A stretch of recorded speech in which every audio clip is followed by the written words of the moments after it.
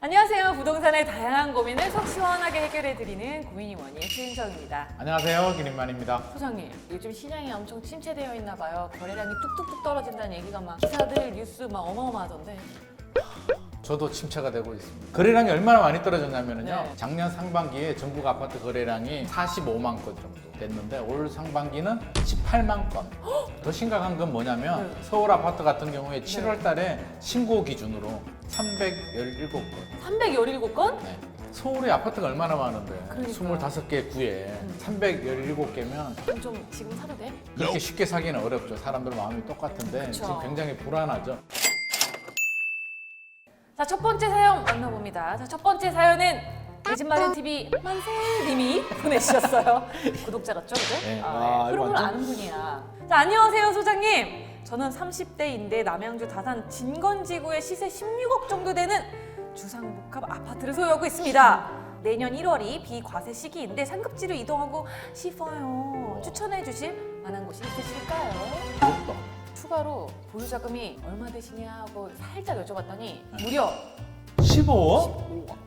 아니 주상복합이 16억이라며 합이 30억, 네. 31억 계산도 안 되네?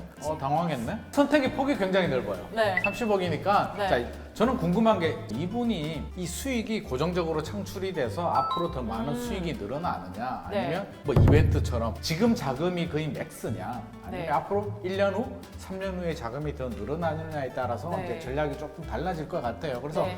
디테일하긴 한데 이제 그 부분에 대한 언급이 좀 없어서 내가 월 수입 얼마 정도다 정도 알려주시면 더 좋았던 것 같고.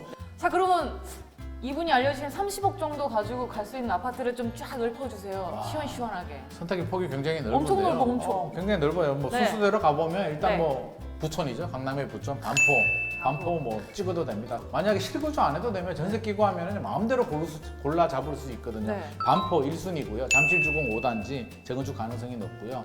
용산 한남뉴타운 최근에 국제복합지구 개발 계획 발표됐기 때문에 한남뉴타운도 관심 가져도 좋고요. 뭐 영원한 강남의 재건축 1순위 음마아파트.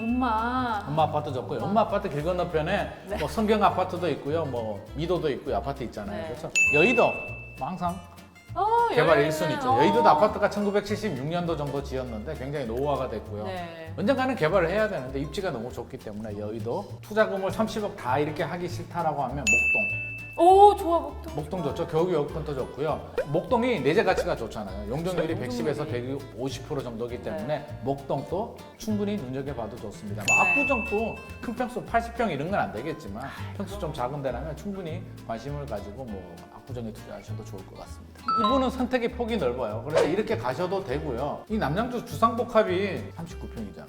그래서 저는 이분 전략이 맞는 것 같아요. 팔고 가는 게 맞아요. 팔고. 왜냐면 주상복합의 한계는 있잖아요. 그 상업지역 같은데 높게 짓다 보니까 그렇죠. 시간이 지나도 사실 재건축 재개발하기는 현실적으로 어렵습니다. 어렵다. 내재 가치가 낮기 때문에 주상복합은 물론 부동산 시장 분위기가 좋을 때는 네. 시장 가치는 좋은데 시간이 오래오래 지날수록 그 내재 가치는 낮기 때문에 지금 부동산 시장이 앞서서 우리가 거래량 이야기했지만 네. 약간 좀 꺾였다고 봐야겠죠. 저는 침체기 이제 진입을 했다라고 보여집니다. 네. 단순히 거래량이 줄어든 것만 가지고 판단할 수는 없는데요.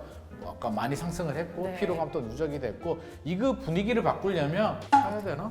라는 생각이 들 만한 뭔가 모멘텀이 있어야 되는데 지금 그런 게 없잖아요. 뭐 금리가 오르다가 멈출 수는 있어도 다시 뭐 1년 안에 내려가는 제로금리 없을 것 갈 같아요. 가능성은 없을 것 같아요. 예. 그렇게 바라본다면 중심부부터 빠질까요? 외곽부터 빠질까요? 에그 후라이로 막 이런 건가요? 그치?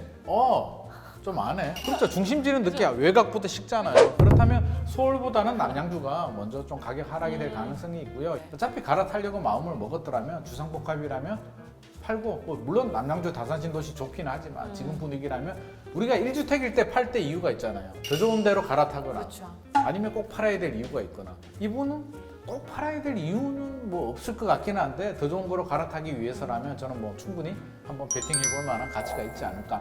근데 우리 같은 사람 있잖아요. 네. 아, 지금이 좀 바닥인 것 같아. 뭔가 지금 사야 되나? 요런 거를 알만한 뭐 그런 게 있나? 우리가 이제 정확히 100% 바닥이란 거는 우리가 뭐 미래 신의 영역이니까 네. 모르는 건데 징조를 보고 좀 판단할 수는 있겠죠. 무슨 징조? 첫 번째 정책.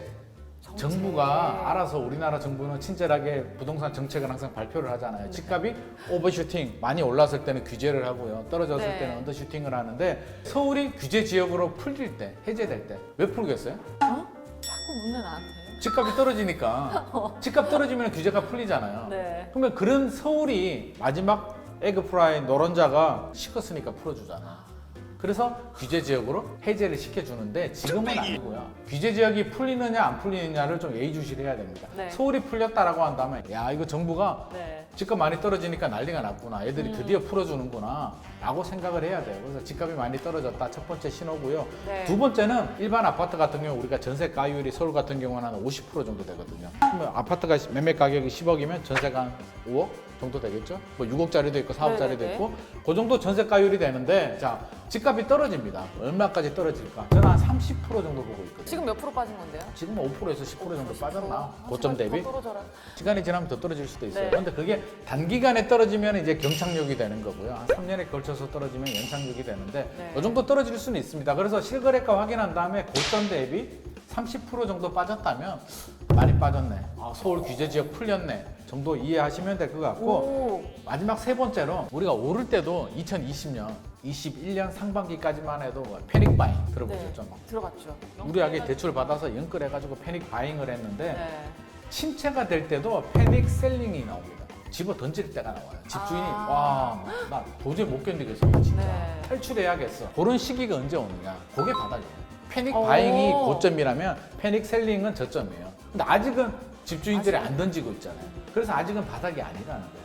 그게 언제가 나올지는 모르지. 1년이 걸릴지 3년이 걸릴지는 모르겠지만 이분처럼 이제 두 개를 살 수 있는 능력이 되시는 분들이라면 한 개 사고 지금 두 개 사지 말고 나머지 한 개는 돈 가지고 지켜보다가 패닉 셀링이 생길 때 서울 규제 지역이 풀릴 때 고점 대비 30% 정도 빠졌을 때 들어가 보는 것도 좋은 전략이 아닐까 생각을 합니다. 아니 진짜 공부를 매일매일 해야 돼? 부동산 공부를 안 하면은 시점을 알 수가 없어. 명확하게 금액을 주셔가지고 저희가 확실히 솔루션을 좀 제공해 드린 것 같긴 한데 이런 상급지 잘 기억을 해두셨다가 빠른 판단을 하시는 걸로. 부럽습니다. 저도요. 자, 두 번째 사연은 유하님이 보내주셨습니다. 저는 30대 중반 결혼 예정자입니다. 저는 무주택자이고 여자친구는 시세 4.5억의 선릉 소형 아파트를 보유한 1주택자입니다. 현금은 4.5억 정도고요. 월 450 저축을 하고 있습니다. 현재 상황을 고려했을 때 주택 구매를 해야 할지 정약을 노려야 할지 가장 좋은 방법이 무엇일까요? 해주셨어요. 아니 뭐 30대가 15억 현금 가지고 있질 않나? 이거는 뭐야? 여자친구는 4억 5천짜리 아파트 가지고 있고 네. 본인은 4억 5천 현금 가지고 있고 같이 월 벌어가니까? 450 저축을 한다? 근데 와. 사실 이렇게 해야 돈 모여. 그게 맞는 그런가요? 거예요. 아, 그럼요. 네. 현대 엔지니어링 직원인 것 같습니다. 월급을 너무 많이 주는 것 같아요. 아무래도. 와, 이거 굉장히 행복한 고민이네. 자, 이분 같은 경우는 먼저 네. 청약부터 한번 생각해 보죠. 네. 뭐 내 집 마련하기 가장 좋은 방법이 청약이잖아요. 당첨이 되면 계약금 10%만 내고 공사 기간 2년, 3년 동안 중도금 대출 무이자로 네. 한 다음에 뭐 돈 모아서 나중에 전세 줘도 되고 내가 입주해도 되니까 그쵸. 굉장히 좋은 전략인데 네. 당첨 가능성이 있을까? 없다고 보죠. 신혼부부들은 이제 예비니까 결혼하면 신혼부부가 되잖아요. 혜택이 많죠. 신혼부부 특별공급 있죠. 있는데 네. 여자친구가 집이 있잖아. 그럼 안 돼? 아 결혼해서 신혼부부가 되는데 무주택이 아닌데 그걸 안 돼? 혜택을 주면 나머지 집 없는 신혼부부들은 어떡하라고? 아, 불공평하잖아요. 혼인 네. 신고하고 결혼하면 특별공급 대상은 안 되고요. 아, 안 그러면 되겠구나. 가점 물량은 되느냐? 가점 물량도 안 나오지. 가점 점수가 없어져 버리잖아요. 그러네. 무주택 점수가 없어지지. 가점 대상이 안 되고요. 추천 물량이 되는데 물량. 뺑뺑이 소위 말해서 가점 물량하고 남는 물량 뺑뺑이 돌리는데 가능성이 있을까? 요즘 그것도 약간 리스크 있다고 그러던데 돌리고 돌려서 안 되는데 저번 안 그래도 80번 해보라면서요 저거로. 아, 진짜 80번 어떻게 해? 80%는 될 수 있다니까. 아, 그래서 네. 어떻게 했든지 이분 같은 경우는 청약은 네. 기회가 없습니다. 어. 여자친구가 집이 있기 때문에 네. 청약은 꿈 깨는 게 좋을 것 같고요. 그럼 좋은 방법 그러면 이제 빨리 줘 이제. 나머지 방법은 네. 자 그러면 이분은 판단해야 되는 게 네. 여자친구 집을 팔고 그나마 상대적인 똘똘한 채를 하느냐 내 돈 4억 5천을 가지고 나도 아파트를 사느냐를 어. 판단해야겠죠. 그 판단 기준은 여자친구가 가지고 있는 설령 아파트를 먼저 가치 분석을 좀 가치 해야겠죠. 분석, 4.5. 이게 가지고 갈 만한 가치가 있는가. 근데 4.5억이면 뭐 아주 좋은 아파트는 아니지 않을까. 그러면 그냥 팔아야 될까? 힐스테이트가 아니면 팔아야 될까?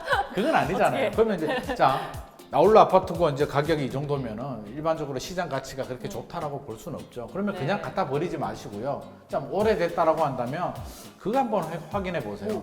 대지 지분이 몇 평 정도 되느냐, 등기부등본 떼보면 용적률이 몇 프로 정도 되고 네. 혹시라도 개발 가능성이 있나 싶어서. 아 그러면 몇 프로가 돼야 이걸 가져갈 만한 그게 뭐 가치가 100% 있다고? 몇 프로면 되고 몇 프로 안 되는 건 없는데 용적률이 낮을수록 나중에 많이 지를 수가 있으니까 그래서 그런 내재 가치도 한번 확인해 보시고 네. 혹시 주변에 부동산 방문해가지고 요 구역이 혹시라도 요즘 소규모 재건축 재개발 많이 하거든요. 구역 정해가지고 뭐 10개 정도 이렇게 모아서 이렇게 짓는 것도 많이 하기 때문에 혹시라도 그런 움직임이 좀 있느냐 정도를 체크를 하고 그런 것도 없어. 없다, 그러면? 시장 가치도 없고 내재 가치도 없고 미래 가치도 없고 그냥 설렁이고 살기가 좋아 정도라면 이미 현재 가격에 현재 가치가 반영이 되어 있기 때문에 기다리면서 전략을 봐도 되죠. 정부에서 규제를 풀어주느냐, 서울 규제 지역이 풀리느냐, 고점 대비 30% 정도 가격이 떨어지느냐 이런 걸 보고 그 정도 상황이 되면 그때 한번 들어가 본다는 전략을 세우셔도 되고요. 아 다 싫고 회사에서 일을 너무 많이 시켜. 네. 부동산 신경 쓸 틈이 없어. 네. 라고 한다면 그냥 하나 사두고요. 괜찮은 거 하나 사고 열심히 일하다 보면 떨어질 때도 있고 오를 때도 있으니까 그런 방법도 고민해 볼 필요는 있을 것 같습니다. 결혼 예정자라고 하시니까 또 이런 거 상의 잘 해가지고 아, 나중에 그럼요. 서로를 상의 탓하지 잘해야죠. 않도록 아, 그래요? 싸우지 않도록 그래서 충분히 상의를 해야 되고 여자친구한테 야, 네가 가지고 있는지 내가 볼 때는 가치가 없는 것 같아. 당장 팔어. 이러면 또 싸움 날 수도 그러니까 있으니까. 완전. 서로 충분히 네. 상의하고 분석한 다음에 서로 머리를 맞대고 손을 잡고 고민을 하면 좋을 것 같습니다. 아셨죠? 자 오늘은 돈도 있고 집도 있는 30대 특집으로 됐네. 아 이게 좀 현타 오실 것 같기는 해요. 뭐 30대 40대 할 거 없이 돈도 없고 집도 없는. 아 50대는 서럽다. 아니 근데 아시잖아요. 저 집도 없습니다. 돈도 없습니다. 가진 것도 없습니다. 저를 보고 조금 이해해 주시면 좋을 것 같아요. 뭐 고민이 너무 많아. 부동산 고민이 가장 학생이니까 네. 좀 이해해 주시면 좋을 것 같고요. 명확하게 막 월 수입이 얼마까지도 얘기를 해주시니까 조금 좋아요. 더 솔루션은 명확하게 그럼요, 해드릴 수 그럼요. 있었던 것 너무 같아서 좋아요. 네. 이런 얘기 해도 되나 할 정도로 디테일하게 해주시면 저희가 쏙쏙쏙 뽑아서 명확하게 제시를 해드리도록 하겠습니다. 인사할까요? 네. 자, 부동산 고민이 머니. 머니.